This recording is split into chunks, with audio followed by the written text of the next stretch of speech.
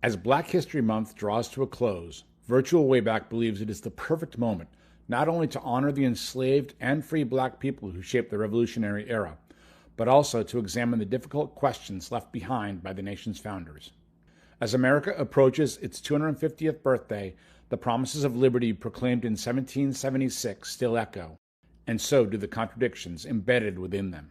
Thomas Jefferson, John Adams, Edward Rutledge, and Benjamin Franklin each stood at the center of the fight for independence, yet each viewed slavery through a different lens shaped by Enlightenment ideals, regional loyalties, economic realities, and political necessity. Their words launched a revolution grounded in natural rights and equality, but their actions and compromises reveal a struggle between principle and preservation that remains unresolved even today. After you hear my conversation with these four founding fathers, I hope you will be compelled to read our latest blog and then have your own conversations, asking questions that uniquely interest you and your life experiences and interests. If slavery was morally wrong and incompatible with liberty, did postponing the issue for the sake of unity simply guarantee that the problem would grow more entrenched and more explosive for future generations?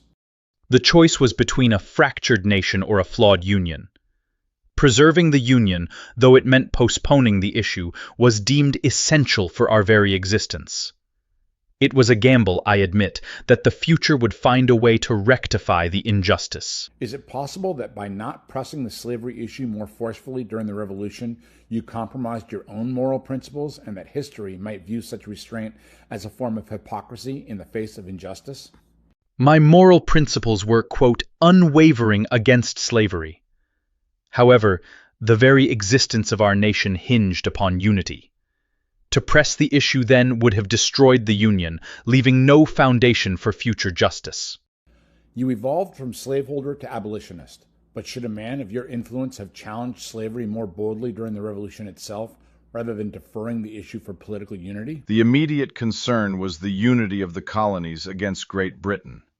It was a difficult balance, and perhaps I erred on the side of political expediency, hoping that a unified nation could later address this grave injustice.